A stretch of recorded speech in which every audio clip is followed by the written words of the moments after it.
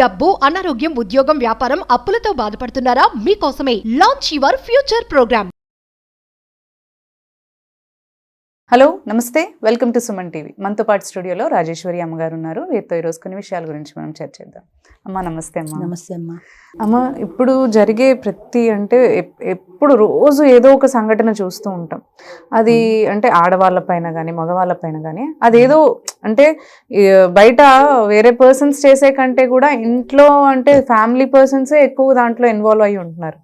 ఇప్పుడు చూసుకుంటున్నట్లయితే మనకి ఇప్పుడు అంటే పక్కింటి వాళ్ళని కానీ లేదంటే తల్లి తండ్రి, తల్లి కూతురు తండ్రి అని, లేదంటే అన్నా చెల్లి అని కానీ, వదినా మరిది అని కానీ, గుట్టొచ్చి ఇలాంటి రిలేషన్షిప్స్ అసలు వాటికి ఏం ఇంపార్టెన్స్ ఇవ్వకుండా ఆ రిలేషన్షిప్స్ ని మర్చిపోయి కూడా రీసెంట్ గా ఒకటి చూసాం, అత్త అల్లుడు, దాని గురించి కూడా మనం మాట్లాడుకున్నాం. ఇలాంటి రిలేషన్షిప్స్ గురించి కూడా అంటే వావర్సలకి కూడా ఎలాంటి వాల్యూ ఇవ్వకుండా ఓన్లీ శారీరకంగా రిలేషన్షిప్ కోసమే ఇంపార్టెన్స్ ఇస్తున్నారు. ఎందుకు ఇలా జరుగుతుంది అంటారు? అసలు ఎట్లా పోతుంది అంటారు? అది చెప్పాలంటే పెర్వర్షన్ ఏమో అనుకుంటాను నేను. అంటే పెర్వర్టెడ్గా అయిపోయినప్పుడు మనుషులు వాళ్ళకి అంటే ఉచ్చ నీచం అనేది మర్చిపోతారు. అది అసలు అన్నా చెల్లెలే ఒక ఇంట్లో వయసు వచ్చిన అన్నా చెల్లెలు ఉంటేనే అసలు కాపలాలు కాయాల్సిన పరిస్థితి వస్తుంది. ఎందుకు ఇలా మారిపోతున్నారంటే ఒకటి పెర్వర్షన్ అయి ఉండాలి, లేదా సైకలాజికల్ డిజార్డర్ అయి ఉండాలి. అది సైకాలజిస్టులు అయితే బాగా చెప్పగలుగుతారు. కానీ ఎక్కువగా అంటే దేనికి ప్రయారిటీ ఇస్తున్నారు వాళ్ళు? సెక్స్కి ప్రయారిటీ ఇస్తున్నారు. టు బీ ఫ్రాంక్ చెప్పుకోవాలంటే ఈ రిలేషన్స్లో వాళ్ళు సాధిస్తున్నది ఏంటి? వాళ్ళ సంతృప్తి దేనికోసమని? సెక్స్ కోసమే కదా. ఈ భర్తతో సుఖంగా లేదు, లేదా ఈ వీడితో బాగుంది, వీళ్ళతో అయితే నాకు హ్యాపీగా లేదు అని భర్తను చంపేసిన, పిల్లల్ని చంపేసిన వెళ్ళిపోతున్నారు. కన్న బిడ్డల్ని ఎలా చంపగలుగుతున్నారు? 4 రోజుల్లో పెళ్లి పెట్టుకుని కూతురికి ఇవ్వాల్సిన అల్లుడితో అత్తగారు రిలేషన్ ఎలా పెట్టుకుంది? వాడికి 25 ఏళ్ళు, ఆవిడికి 40 ఏళ్ళు. ఈ వయసు మర్చిపోయి వాటితో ఎలా వెళ్ళగలుగుతుంది? తనకంటే చిన్నవాడిని చూసినప్పుడు తన తమ్ముడు, తన కొడుకో గుర్తురారు ఆవిడకి. ఆ ఈడు కూతురున్నప్పుడు ఆ ఈడు కొడుకు గుర్తు రావాలి కదా. అది పోయి వాడు ఒక మగవాడని ఎలా గుర్తొస్తుంది? అంటే 40 ఇయర్స్లో కూడా ఈమెలో ఇంకా సెక్స్ కోరికలు చావలేదు. అందుకని కూతురు కాపురం నాశనం అయినా సరే, కూతురు జీవితం నాశనం అయినా సరే, తన సుఖం తను కోరుకొని వెళ్ళిపోవాలనుకుంది. వదిన మరిది అంటే కూడా అమ్మతో తల్లి కింద సమానం అంటారు. ఇప్పుడు అవి కూడా రిలేషన్షిప్స్ అసలు లేదు. కూడా పోయింది, అది కూడా పోయింది, అన్నీ పోయినాయమ్మా. ఎలాంటి సెక్స్ తప్ప ఇక వేరే రిలేషన్స్ ఏమీ లేవు. ఎవరితో ఎవరి తండ్రి కూతురు కానీ, అన్నా చెల్లెలు కానీ అనకూడదు. కానీ అసలు ఈ బాంధవ్యాలకి అసలు అర్థమే లేకుండా పోయింది. ఎందుకు ఆలోచన వయసు ఒకటే. అదే చెప్తున్నా కదా, ఒకటి పెర్వర్షన్, 2 సైకలాజికల్ డిజార్డర్. అంతే. సెక్స్కి ఇస్తున్న ప్రాధాన్యత దేనికి ఇవ్వట్లా. అయితే అర్థం కాని విషయం ఏంటంటే ఇది ఎన్నాళ్ళు ఉంటుంది ఈ వేడి, ఈ మోజు? ఒక 10 ఏళ్ళు, ఒక 15 ఏళ్ళు, 25 ఏళ్ళకి బయటకు వెడితే 50 ఏళ్ళ తర్వాత, 50 ఏళ్ళ తర్వాత, 60 తర్వాత, 70 తర్వాత కూడా ఇంకా సెక్స్ కోరికలు ఉంటాయా? చేయగలుగుతావా?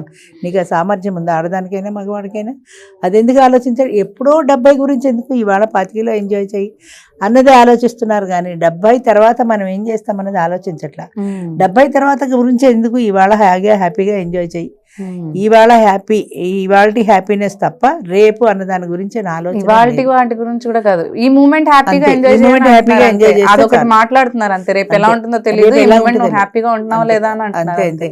ఆ హ్యాపీగా ఉండటంలో కూడా ఉచ్చం నీచం మర్చిపోతున్నారు. భావి వరుసలు మర్చిపోయి, అంటే ఎవరు ఎలాంటి వాళ్ళు అన్న సంగతి మర్చిపోయి సెక్స్కే ప్రాధాన్యం ఇస్తున్నారు. అందులోనే హ్యాపీనెస్ చూసుకుంటున్నారు తప్ప అది కాకుండా కూడా ప్రపంచంలో ఆనందాలు చాలా రకాలు ఉన్నాయన్న విషయాలు మర్చిపోతున్నారు. ఆడైనా అంతే, మగైనా అంతే. ఒకప్పుడు మగవాళ్ళే ఎలా ఉండేవాళ్ళు అనుకునేవాళ్ళు, ఇప్పుడు ఆడవాళ్ళు కూడా అదే స్థాయికి కాంపిటీషన్ కొన్నారు ఇప్పుడు. అంతే, మగవాళ్ళతో పాటు ఆడవాళ్ళు కూడా అదే స్థాయికి వచ్చేసారు. అందుకని రిలేషన్స్ కంటే, బంధాల కంటే అసలు పూర్వం అయితే ఒకే ఇంటి పేరున్న వాళ్ళకి పెళ్లి చేసేవాళ్ళు కాదు. అంటే సగోత్రీకులకి పెళ్లి చేసేవాళ్ళు కాదు. ఒకే గోత్రం అన్నవాళ్ళు అంటే వాళ్ళ పూర్వీకులు ఎవరో ఆ గోత్రంలో ఉన్న వాళ్ళు ఉన్నారు, ఆ రక్త సంబంధికులు. అంటే వాళ్ళు అన్నా చెల్లెలు వరుస అవుతారు ఎప్పుడో, ఎన్ని తరాల వెనకాలు ఉన్నా సరే. అందుకని సగోత్రీకులకి పెళ్లి చేయరు. అంటే అంత నియమనిష్టలతో పాటించారు ఇవన్నీ. ఈ రిలేషన్స్ అన్నీ కూడా వాళ్ళ గోత్రంతో ఉన్నవాడు, తాత ముత్తాతలో ఎవడున్నా సరే వాడు అదే గోత్రం వాడు అంటే అదే అన్న చెల్లెలతో సమానం అవుతారు. వాళ్ళకి పెళ్లిలా చేస్తామని అలాంటి నియమాలు, నిష్టలు, అది ఇంకా ఏంటి, గోత్రం ఒకటే కాదు, ఇంకా ఏవో చాలా ఉన్నాయి అందులో. అలాంటి వరుసలు లేని వాళ్ళకి అసలు పెళ్ళిళ్ళే చేసేవాళ్ళు కాదు. వదిన మరుదులు కానీ, అన్నా చెల్లెలు కానీ, ఇంకా అత్త అల్లుడు కానీ, ఆడా మగ ఇది ఒకటే. ఇక రిలేషన్స్ ఏం లేవు, లేదు, అన్నా చెల్లెలు అంతే. కానీ తండ్రి కూతురు ఈ రిలేషన్స్ లేవు, ఆడ మగ అంతే, వాడు మగాడు వీడు ఆడది, ఈ రెండు కలిస్తే ఆనందం, అదొక్కటే తప్ప వేరే అసలు ఇతరత్ర ఆనందమే లేదు ప్రపంచంలో, ఈ రెండింటికి ఆనందం. ఈ సెక్స్ కోసమని ఎన్నాళ్ళు ఇది అంటే మరి వాళ్ళ బ్రెయిన్లో దానికి సంబంధించిన అదేమన్నా సర్ప్రెస్ చేయాలో, అదేమన్నా అగ్రివేట్ అయిపోతుంటుందో, వాళ్ళని వాళ్ళు కంట్రోల్ చేసుకోవాలని అగ్రివేట్ అయిపోతుందేమో అనుకుంటాను నేను. అంటే చాలా మందిలో ఉంటుంది కదమ్మా. అవును, నాకు తెలిసి 100లో 80-89% వరకు అందరు ఇలాగే ఉన్నారు. ఏదో ఒక 10% మంది పాటిస్తారేమో అంతే. అవును. ఇప్పుడు ఫోన్ చూడడం ఉందనుకో, ఇది ఒక అంటువ్యాధిలో అందరికీ వ్యాపించింది, ఒకరి నుంచి ఒకరికి వచ్చింది కాదు. అది ఎప్పుడు రోడ్డు మీద నడుస్తుంటే కూడా ఇలా చూసుకుంటూనే నడుస్తారు, మధ్య మధ్యలో రోడ్డు చూస్తుంటారు. ఎంతమందికి ఢీ కొట్టేదాకా వెళ్తానో నేను, అప్పుడే చూసుకుని పక్కకి వెళ్తారు అంతే. ఎందుకు అంటే ఇది ఒక మానసికమైన వ్యాధి అని అనుకుంటాను నేను. అది ఒకరి నుంచి ఒకరికి అంటుకున్నది కాదు, అది ఒక సమాజంలో వచ్చిన ఒక దౌర్బల్యం, ఒక మానసికమైన వ్యాధి. దాన్ని చూడకుండా ఉండలేనంత దౌర్బల్యం. ఏదైనా ఎమర్జెన్సీ ఉంటే చూసుకోవచ్చు, తప్పలేదు, ఒక చోట నిలబడి చూసుకోవచ్చు కదా, నడుచుకుంటూ ఎందుకు.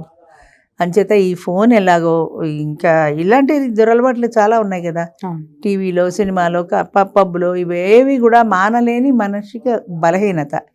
ఈ బలహీనతని జయించాలి, దీన్ని ఏమైనా సరే తొక్కి పెట్టాలనే ఉద్దేశం ఎవరికీ లేదు. అది చూసుకుంటే నాకు ఆనందం అంతే. నా ఆనందాన్ని నేను ఎందుకు, మనకు మా డ్రైవర్లు ఉన్నారు, వాళ్ళు కూడా తలుపులన్నీ వేసేసుకుని అందులో కూర్చొని టీవీ చూసుకుంటూ ఉంటారు, ఫోన్ హాయిగా బయట గాలిస్తూ కూర్చోవచ్చు కదా అంటే, అదేంటి వాడైతే సీక్రెట్ చూసుకుంటున్నాడు, అందరూ చూడకూడదు, అందుకని అందులో కూర్చొని మాట్లాడుకుంటూ ఉంటారు, అందులో కూర్చొని చూసుకుంటూ ఉంటారు. ఎవ్వరు చూడకూడనిది అనే సీక్రెసీ ఎందుకు మెయింటైన్ చేస్తున్నావు నువ్వు అని అనుకోరు, అంతే. నా ఇష్టం, ఎవరు చూడకూడదు, నాకు ఇందులో ఉంటే ఆనందం ఉంది, అలా ఉంటారే కానీ 10 మందిలోనూ ధైర్యంగా నిలబడాలి అనే అసలు ధైర్యమే లేదు. చెప్పాలంటే ఒక మాటలో చెప్పాలంటే ఎవరికీ ధైర్యం లేదు. ప్రతి వాళ్ళు పిరికి వాళ్ళే. దేనికి ఒక సమస్య వస్తే ఫేస్ చేసే ధైర్యం లేదు, ఒక ఏదైనా ఇబ్బంది వస్తే దాన్ని ఎదుర్కొనే ధైర్యం లేదు.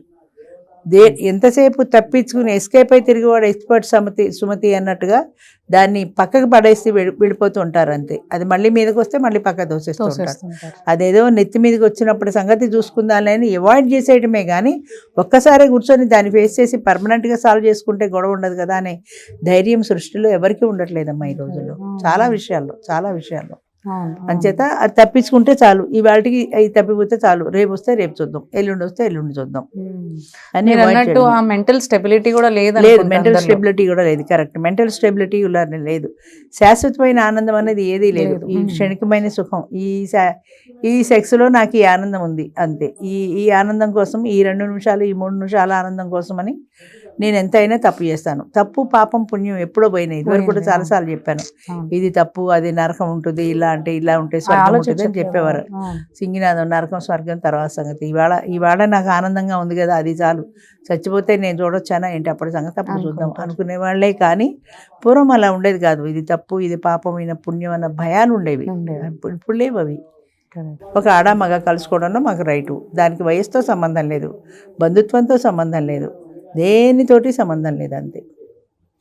నాకు ఇప్పటికీ అర్థం కదా, 25 ఏళ్ళవాడు 40 ఏళ్ళ ఆడదానిలో ఏం చూసి ఇష్టపడ్డాడంటే ఎన్నాళ్ళు ఎంజాయ్ చేయగలుగుతాడంటే 10 ఏళ్ళు అయితే 10 ఏళ్ళే హాయిగా శుభ్రంగా చిన్న వయసులో వాడికి ఈడైన అమ్మాయిని పెళ్లి చేసుకుంటే శాశ్వతంగా కలిసి ఉంటారు కదా, లైఫ్ సెట్ అవుతుంది. ఏమో ఏంటో అదే ఒక్కొక్కసారి ఆలోచిస్తే బుర్రకు అందవు అలాంటివి ఏం అర్థం కాదు అసలు. అంతేనమ్మా. ఓకేమ్మా, థ్యాంక్ యూ సో మచ్.